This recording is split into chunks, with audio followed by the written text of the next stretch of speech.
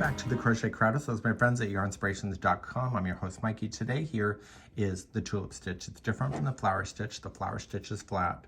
The tulip stitch, it looks like flower bulbs that are sticking out. And when you're doing this concept, this will really jump out at you. It uses more yarn than the other stitch. And this here is the tulip stitch. You'll see that it is a one-sided pattern. The other side looks like this on the back. So this would be really cool and also really nice entry probably for a craft fair and etc. You just have to choose the colors. Now the tops of the flowers, they can be variegated, which would look great. The leaves can be any color you want to. And there is a sequence of actually 6 rows to make this. And I'm just gonna teach you what that sequence is. And I'm gonna leave the creativity for you on how big that you wanna go in the width and how high you wanna do it. And then you can just make a quick little border if you want. So let's begin to show you this process. So I'm just using a 5mm hook with some Red Heart Super Saver. So I'm going to chain a multiple 3, so you can decide how much you want to do. So go 1, 2, and 3, and decide, is it big enough, yes or no? If not, go again. So 1, 2, 3, and 1, 2, 3, 1, 2, 3, 1, 2, 3, and 1, 2, 3. So you can lay this chain against something if you want to match the bed or a sofa or just something for yourself. So once you have a long enough chain and it is in the multiple of 3, you're ready to go for row number 1. Row number 1, you're going to go second chain from the hook, and you're just going to single crochet in each of the chains going all the way. If you don't want to do the back hump of the chain like you're seeing, just do the regular one. That's up to you, and I'll leave that creative edge for you to be able to figure it out. Single crochet in each chain all the way back for row number 1. Once you're all the way back to the other side, we're going to end our color, and the next row we're going to start and do the leaves of your plants or of your flowers. So let's just pull that through and lock it. You can deal with your tail ends later. Turn it around and let's do row number 2.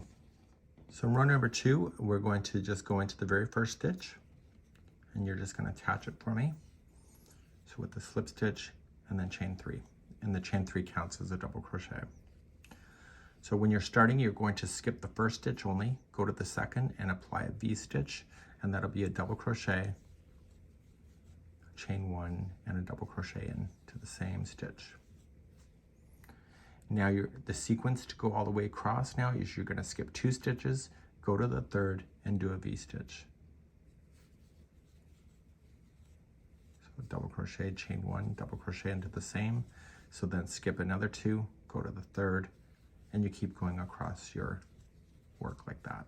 So please do that, and I'll see you at the end of the row in a moment. So coming all the way across, you have your last V stitch in, you'll have 2 stitches left.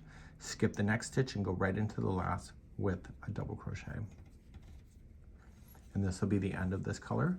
So just snip it off, weaving it in later, and we're gonna move on to the next row, which will be the tulip bulbs itself.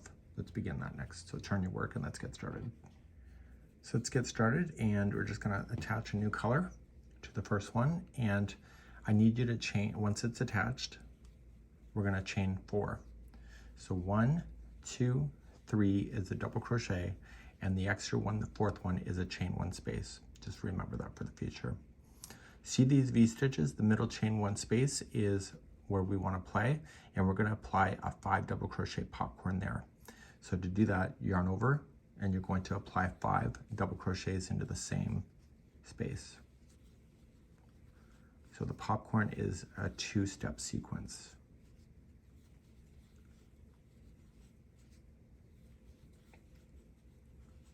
Once you have the 5, just kind of release it, and you're going to come into the first one of the group in the 5 from the front to the back.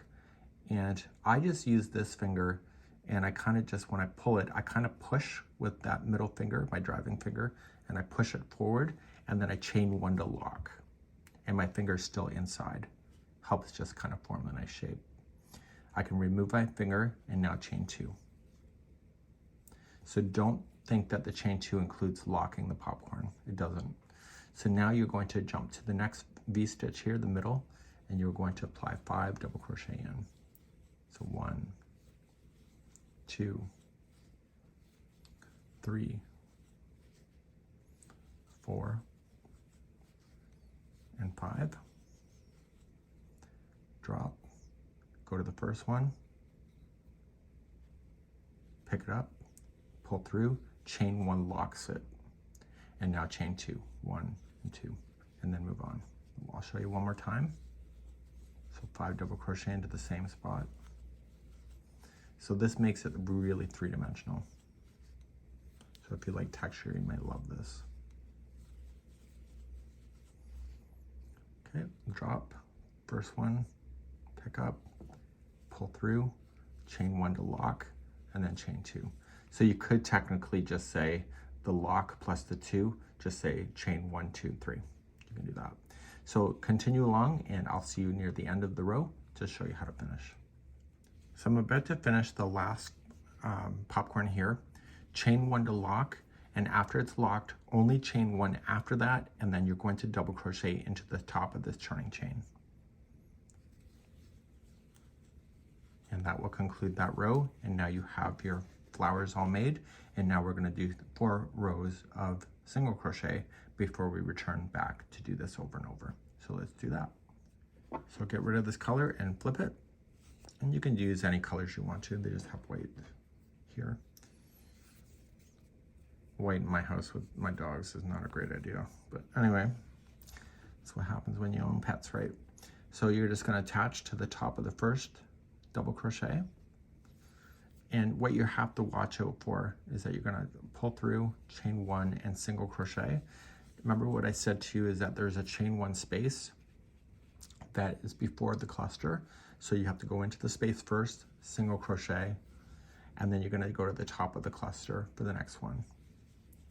And so we know that these are all chain 2 spaces now in between each one of these, so you're going to apply 2 singles into each, and then 1 in the top of the flower. Okay, so 2 into the space, and 1 into the flower.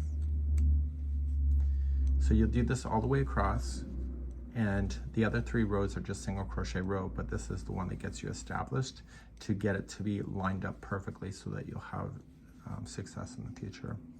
So once you get to your last popcorn here, don't forget there's a chain 1 space that you really can't see, but it's here. So put 1 in the space and then 1 in the top of the third chain up. And you're going to turn your work, and you'll see that will equally balance everything out beautifully. So the next 3 rows are all going to be the same. I've just chain 1 and do 1 single crochet in each of the stitches all the way. So what I'm going to do is that I'll meet you back here in just a few moments from now, and then we'll talk about sequence, and then that will be it for today's tutorial. So as I'm crocheting the 4th row in white, so I did it the first time in going in the space, and then this is the end of the number 4th row after that. Okay, so you're just going to continue to go across, and then you're just going to restart the sequence again. So you'll make the leaves once again with the V stitches, and then you'll add in your tops of your tulips for that. So at the end of the 4th row, so you have 1, 2, 3, and 4 after the tops, you're just going to restart the sequence over and over. I would recommend to you that once you're finished with the height of it, just probably do about one or 2 rows after. So filling in the space, and then 1 more after, and then you can just say safely it will look balanced. If you want to do a crochet border, I would just do single crochet all the way around, put 3 in the corner, make it simple. The pattern work itself is actually beautiful on its own, so overdoing it with the border may not do you any favors in the end. So this is the tulip stitch, and hopefully you enjoyed today's tutorial. You can let me know in the comments. We'll see you again real soon. Bye-bye.